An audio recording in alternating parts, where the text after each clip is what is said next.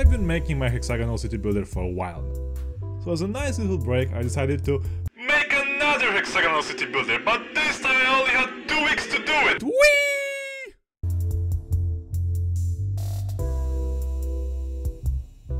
Thor, who you'll probably recognize because he's on like every second YouTube short at this point, was running his 14th game jam recently, and since I never took part in one, I decided to join in. In case you never heard what a game jam is before, essentially it's a contest where you or a small team have a short deadline to create a game with a set theme. Sometimes the deadline is just 48 hours of non-stop energy drink consumption and code standards violations, but this jam was a generous 2 weeks, so no crunch needed. In theory. Foreshadowing is a narrative device. But let's not get ahead of ourselves. The jam's theme was revealed to be "It's spreading!" So, on the first day I fought long, I fought hard.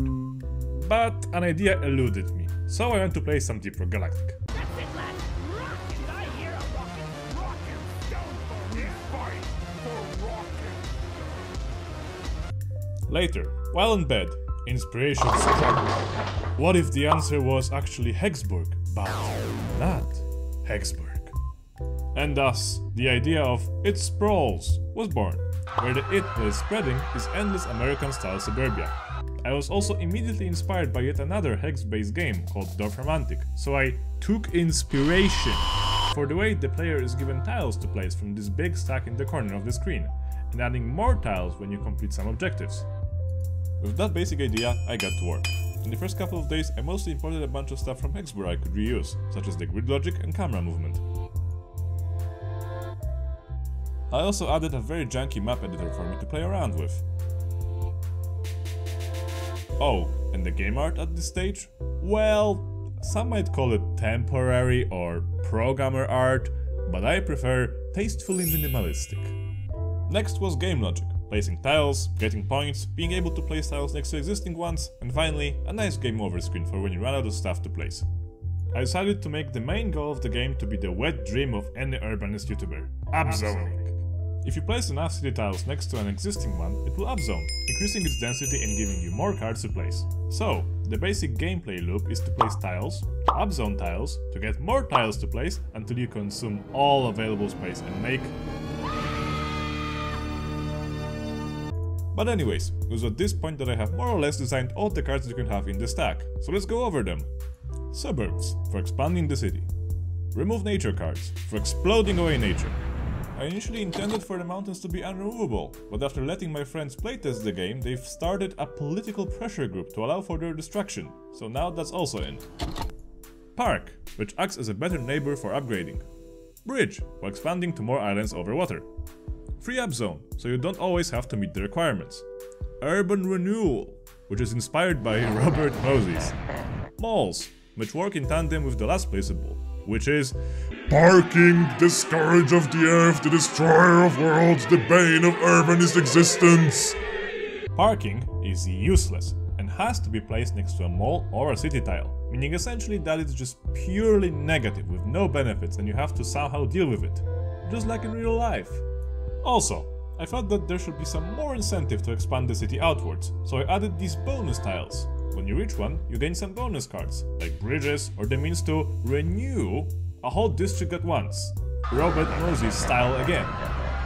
So, that's gameplay done. I did some more playtesting and tweaked card spawn chances, upzoning, bonuses, and the map itself, until the game became as enjoyable as it could be for now.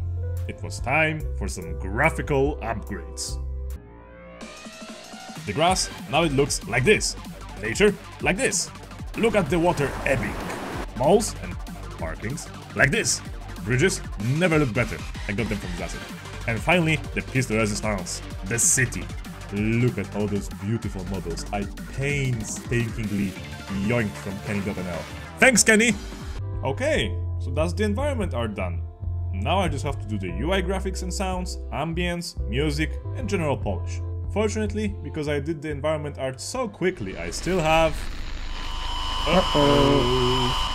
So, the last few days were frantic. Once again, I took refuge on Kenny.nl, which provided me with both UI sounds and graphics, so I was able to implement them quite quickly.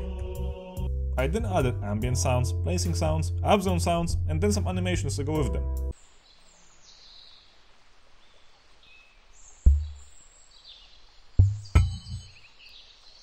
I also spent some considerable effort to make their deck of cards way nicer. Final polish, a nice main menu and logo, a credits section, an excuses section, and actually allowing the players to quit the game instead of trapping them forever. And that's time! The end result is satisfying.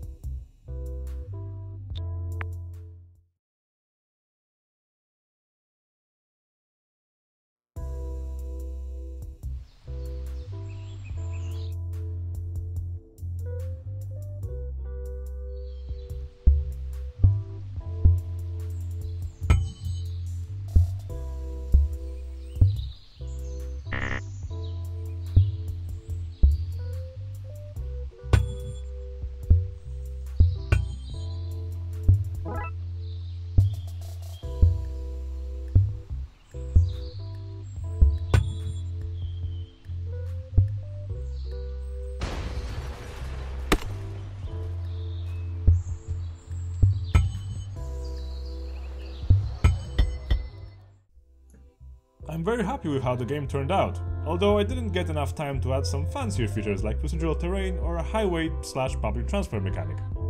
Unlike all my Hexburg devlogs where you can't really experience any of the features I talk about, its Sprawls is available for free on itch.io right now, so go play it! You can try to beat my friend's insane record of 2k Sprawl score, though I doubt anyone mortal can actually do that. At the time of writing, the judging period is not over yet. In fact, it has been extended by additional 2 weeks just to torment me. So I don't know if the game won any of the prizes, but still, I'm very glad I competed. And if the game garners enough attention, I'll probably polish it up even more and put a more robust version on Steam with the fancy features I mentioned earlier. Anyways, thanks for watching, be sure to like and subscribe for more devlogs, and I'll see you in the next one. Goodbye!